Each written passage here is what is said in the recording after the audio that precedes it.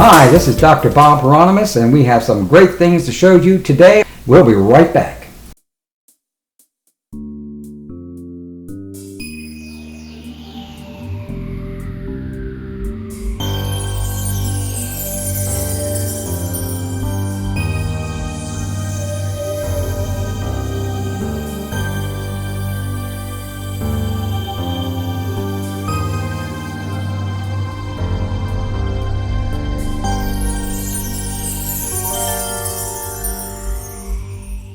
We just saw a piece of work which I know nobody in the world is interested in buying, but at the same time makes a statement that I needed to make to keep my sanity, because I saw this going on, that is in regards to the last piece on Monsanto, and I thought to myself, I can't do anything about this, but at least I want to go on record and saying I'm against it. I'm against this. I don't like this. I don't want this to happen. Now, you can use symbols also for something very positive, because once upon a time, I was asked with a group of artists, they wanted to do a show at the Jewish Community Center, and they wanted to do a show that dealt with doors and keys. And when I thought of doors, I always thought of the doors of perception. And of course, that's Aldous Huxley.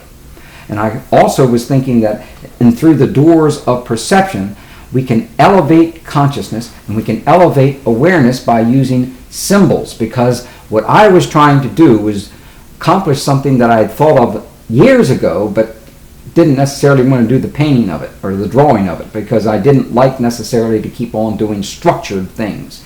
We have a very structured piece here. This particular work is called the Perennial Philosophy.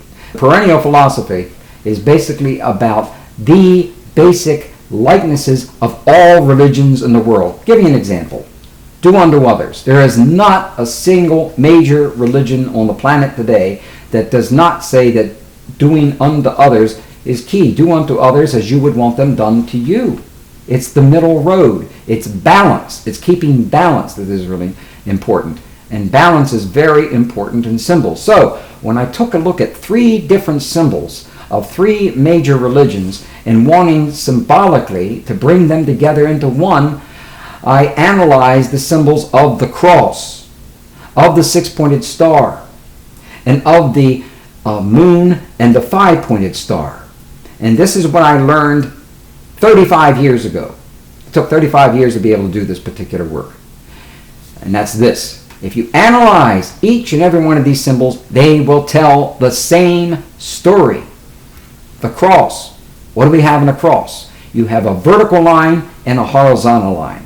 The vertical line is always the sunlight coming down. It is the masculine male spirit coming down from the sun into the physical world. The physical world is Mom. It is the horizon. It is the horizontal line. It's the coming together. It's the union of the masculine energy with the feminine energy, which basically, as it is, it's a balance. It's balancing masculine and feminine energies. And that's the key to raising consciousness. It's the key to becoming one people on one planet. So you have union, you have peace when these 2 symbols come together and unite. Now, when you take the 6-pointed star and you get into symbols of interpreting there, you have the upright triangle. Always has been a symbol for fire, the masculine energy. The inverted triangle was always a symbol for water. When the upright and the inverted triangle come together to form the 6-pointed star, you have exactly the same story that you had with the cross. The masculine and the feminine coming together in balance and in harmony. When you take the crescent and the star, you have the same story, the same important story, which is balance. The lunar aspect is the feminine. The star aspect is again the solar, the masculine energy. They too come together. Now in this particular piece, what I've done is I've interwoven in the very, very heart here, you have a 6-pointed star, right? Yeah, right there with 13 other stars here. This was literally, this particular symbol here was taking off of the first Great Seal of the United States in 1782, in which we had 13 6-pointed stars that created a 6-pointed star. Later on, they changed it to 13 5-pointed stars. If you take a look at the Great Seal, that is, you pull out a $1 bill, you look at the front side of the Great Seal, up above the eagle's head are all 13 5-pointed stars in a 6-pointed star pattern. What you have here then is really the heart of America, this balance. Is this being Jewish? No, not necessarily. Is this being Christian? No, not necessarily. Is this, of course, when we get to the Islamic, is that? No, it's also a symbol in other countries of paradise. This is a symbol for paradise. The lunar and the crescent coming together. Lunar and the 5-pointed star coming together. So we have in the center, the key, you have 4 crosses here. You have a whole cross pattern here. And in the externals, the 4 different corners, because this is the material world symbolically at the same time, this squareness. You have the energy of the Islamic energies feeding into the Christian and the Jewish. And basically what you have is you have a story all about the perennial philosophy. All things are one, all people are one people, one planet, and most importantly of all, inner peace by balance of the masculine and feminine energies. And this is very old philosophy. Again, nothing I'm saying is new. All this is like thousands of years of old. This is the kind of stories that we were given in through various secret societies all over the world, which is, if you want balance, if you want to keep everything in balance, you must have male-female. The United States of America did a pretty good job in establishing a republic, a representative form of government, but we messed up in 2 very important ways. Very important ways. Number 1, we are not told who really influenced the Founding Fathers throughout history. In recent years it's changed, but we were not told the input of the League of the Iroquois Indians, the 5 and later 6 Indian nations in upstate New York who actually formed a republic, a representative form of government, maybe 1100 A.D. This is long before Christopher Columbus happened to stumble upon almost America, because he really didn't get to America. You know where he got to. He got down there in the Caribbean. Now, when you take a look at that kind of philosophy of bringing things in balance and together, this most important teaching from the League of the Iroquois, and who were the real power, who was the real power within the League of the Iroquois or the Cherokee Nation or some of the other, the women. The women were key. They were everything.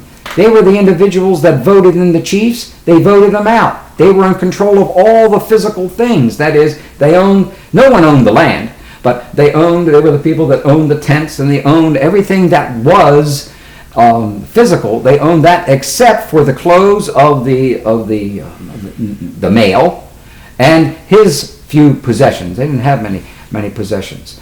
Our founding fathers were told by the League of the Iroquois chiefs when they came in to speak during our Congress. We've documented this. This is a fact. This isn't a maybe like Rush Limbaugh would like to tell you this is a bunch of crap. It isn't a bunch of crap. We got the documentation, and everyone knows it. Even George Bush, the first George Bush, agrees with this.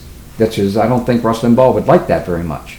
However, when you take a look at the possibilities of what this really means in regards to balance, that means as we move into this new millennium, women need to take their rightful place. They should have done that a long time ago. We know that.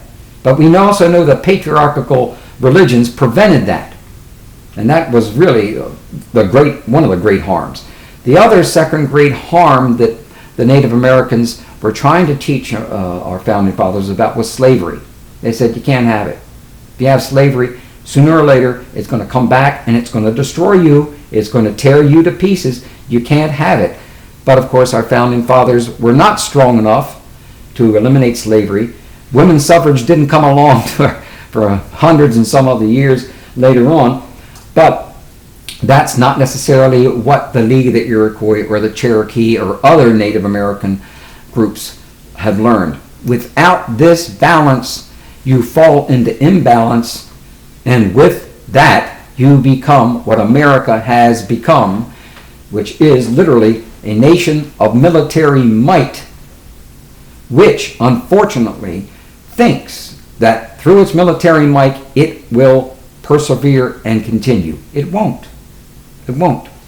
When America was attacked in 2001, well, unfortunately, well, let's say fortunately, the rest of the world was on our side. The rest of the planet was.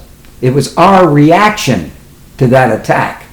And there were so many things that were hidden about 9/11 that we'll never really know the truth. It's kind of like the murder of JFK, RFK, Martin Luther King, etc., etc., etc. It's going to take a long time to get to the truth, especially in regards to the Pentagon. How they fit a plane that size in that small hole in the Pentagon wall is impossible. It's not possibly done. I don't know what they did there or how they did it, but we are not being told the truth about that 9/11. And that's going to come back to haunt us later on. We're certainly not going to find out by the people that were, the families that were suffered under that, because of the deals that were cut in Congress, which if you take any money from us, you got to shut your mouth about any of these other problems and inconsistencies that you see as to what was going on. So you can take symbols then and tell the basic story. Now this piece of work might sell, whereas the other piece is not possible. But I had to do this anyway because I wanted to contribute to what other group of artists were doing and thinking a number of years ago. And that was basically to say there is a way to inner peace. There is a way to peace. Peace really begins in here. We all know that. I don't know why it's a big surprise to a lot of people that if we aren't peaceful internally, being able to bring peace physically to a country or a city or whatever is very difficult, if not possible, because we learn by looking at our leaders what they do, and then we imitate or we support or we either, as I said, imitate, support, or we reject what they basically say. But within the last 8 years, we did not have a chance to object to anything. When we had a president who was voted in such a way that I doubt both elections, that's problematic, of course. But most importantly, his interest in the Constitution was practically nil. You have an individual here who really did not know much about our Constitution and did many unconstitutional things, as we're beginning to find out. So as far as the perennial philosophy goes, balance, masculine and feminine, is the key to higher consciousness, inner peace, which then gives birth to external peace. Let me come back. I want to show you something else that actually moves through space as it changes your consciousness.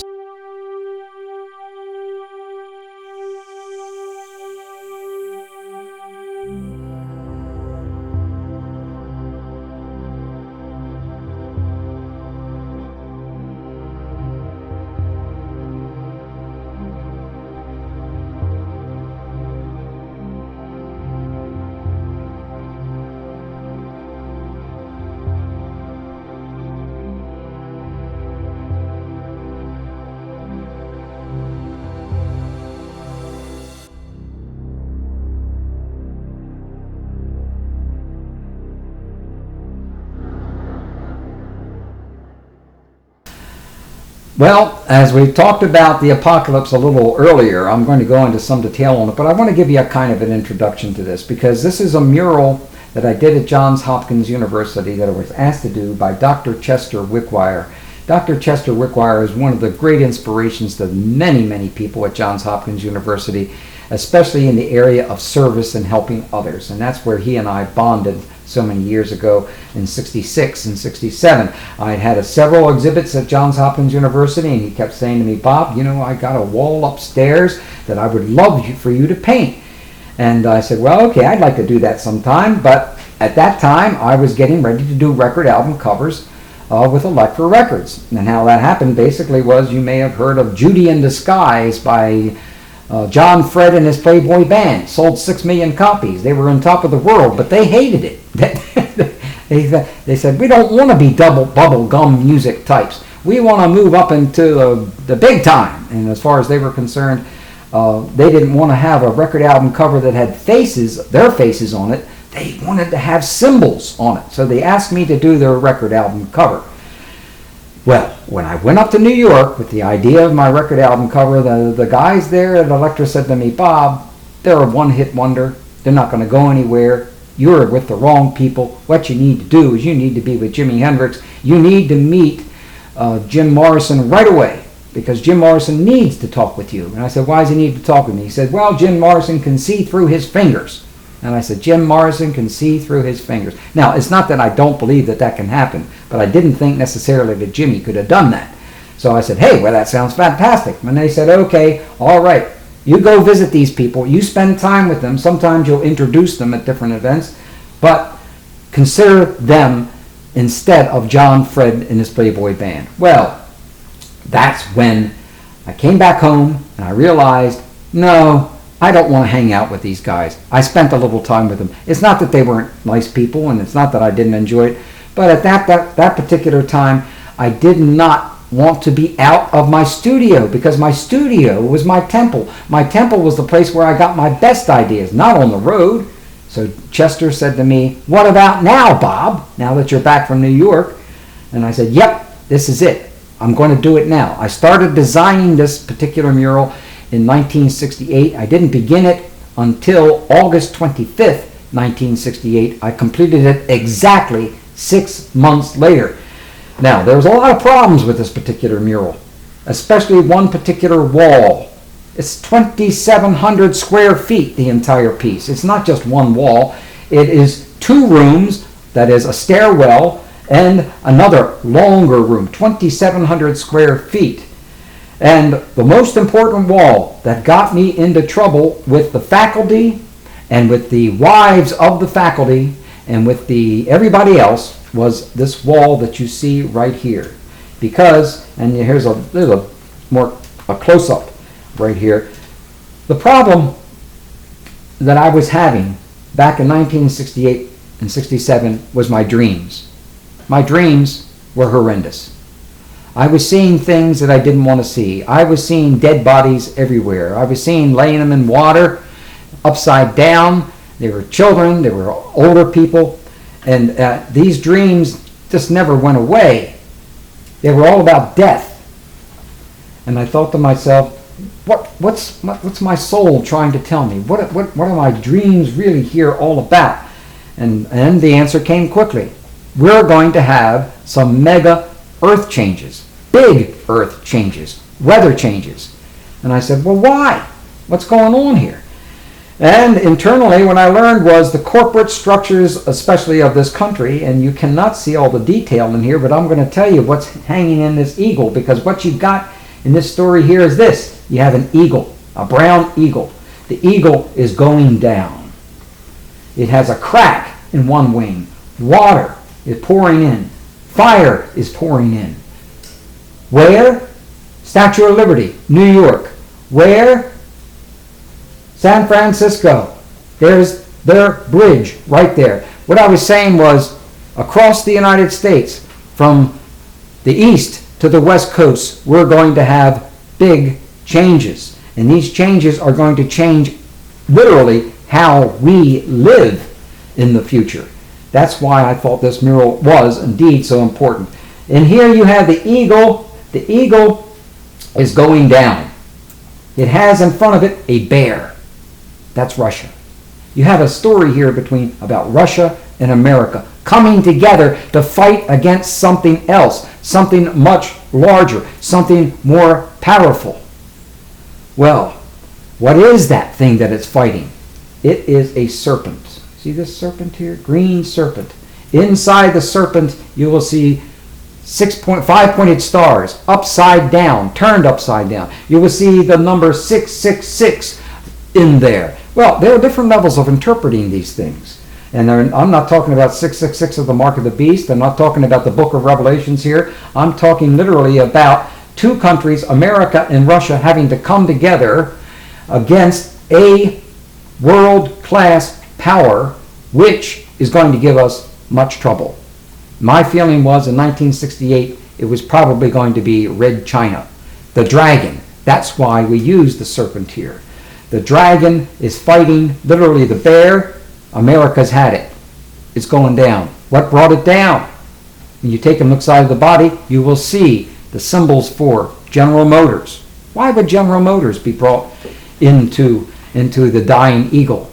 because of what General Motors represented, and that is the combustion engine. Oil. That thing which has ended up putting us, especially in the last 8 years, in such great difficulty that we may have some severe problems in being able to continue our regular, normal kind of existence. So you have literally not just General Motors, but you look in there and you'll see Chiquita. What is Chiquita? United Fruit Company. Our friends in the United Fruit Company going down into Central America and South America and literally trying to out certain governments. And this still continues. It still goes on. Another corporate power literally, which gives us, and that's the reason why I used to wear all these Chiquita banana stickers and I put them all over the place, which would allow me, when I put them on my forehead and someone else say, hey, you got a Chiquita sticker on you, what's that all about? And they think it's about bananas. And then I tell them it's about United Fruit Company. And that was a way by which I would be able to talk about it. Who else is in there? Well, you will see very closely, not just General Motors and Chiquita, but Mom. Being attached to our moms. Being like children. Acting like children. You know, when you take a look, if you were in Europe and you were looking at America today, as our friend Sir George or anybody else would tell you, they don't look at us the way we think they're looking at us. They're looking at us as we're acting like children. We need to grow up. There are more important things to work out. But there's a lot of hope here now. And that is this. You see above the eagle? It's a purple eagle. It's rising. This is the phoenix. America is being reborn. The world, literally the physical world, that it literally is dominated and polluted like no one else, is dying. And it's being reborn and moving up into the ceiling. Now, that's central to the key of the apocalypse. Down here you'll see Aquarius on this field, right here pouring the energies of the water by which all of this activity is going on. And even though there are multiple levels of symbols of going all the way from Egypt, Atlantis, and Lemuria, and ancient America and the United Kingdom, all kinds of other stories are involved in it, but this is the key to the apocalypse, and basically is our nation is being reborn. And it's going to be mighty difficult to see it in this situation. We're no longer going to be the top dog, and I think the reason why we lost top dogship was the way we handled our power. Our karma is such that we are just not the kind of nation that was given birth by our founding fathers. We have changed into this very nation that we were born up by Alexander Hamilton, especially Thomas Jefferson. Be careful of those corporate structures. When Eisenhower left office in 1960, he told us his greatest concern. And what was it? It had all to do with the military-industrial complex. He knew who really was in control of our country and where our country was going into. He made that statement in 1960 and became almost persona non grata with the corporate powers from that day on, because he had pointed out something that they didn't want any attention paid to. And that is, when you have a corporation that literally is in control and has chances of voting on things, then you really got another monarchy on your hand, in a different kind of way, in the sense that literally they are in control of our entire planet, and what we got to do, and we are doing, is eventually trying to find our way back, all the way from Tibet to Israel, to you name it, all over our planet. We have this serious problem now of trying to recreate harmony and balance, because after that last 8 years of W, we are finding ourselves in a situation in which we need rebirth and regeneration. And I do not believe that the fundamentalists understand that it's not to do with one religion. This nation was not founded as a Christian nation. There's a lot of propaganda out on that. All of the founding fathers, many of them were Christian. They're either deists or one or the other, but they all feared one religion because they knew what one religion did to the rest of the planet, as far as Tycho Brahe Sir Isaac Newton and everybody else that literally were trying to look up in the stars and say, hey, look, if we look through a telescope, we're going to see blemishes on the sun. Oh, no, that's terrible. If there are blemishes on the sun, that meant to these fundamentalists that God wasn't perfect. Therefore, kill the telescope.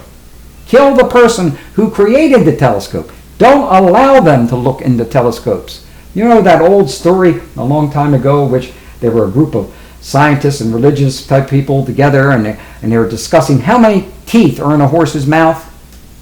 They would say basically, well, I think they're 36. Well, I think they're 40. Then somebody said, look, hey, why don't we count? Why don't we open it up and take a look? Well, that was that was considered to be, no, you can't do that. You have to go on your faith, on your trust. Well, obviously, there's certain things that doesn't work well with. And as we take a look at what's left of our environment, that's literally what this mural was about. We have literally put ourselves in a situation where in order to be reborn is going to be very painful, and somehow we're going to have to wrest control from corporate structures so that they don't have a chance to vote, because when they vote, what they do is the same kind of thing Monsanto wants to do. They literally want to take over the entire business. An agribusiness, which in this country only grows five different vegetables. What's happening with all the other vegetables? Well, agribusiness is not paying much attention to them because they don't sell. That's really the key to that. So the apocalypse is not the end of the world. It's a rebalancing. It's coming together and trying to understand how in the world are we going to work out the rest of the karma. Are we going to go to war again? This is not saying that we're going to go to war again. What it's basically saying is that somehow we're going to get our act back together, and through prayer. Well, that's the show for today, and I'm Dr. Bob Hieronimus, and we'll see you next time.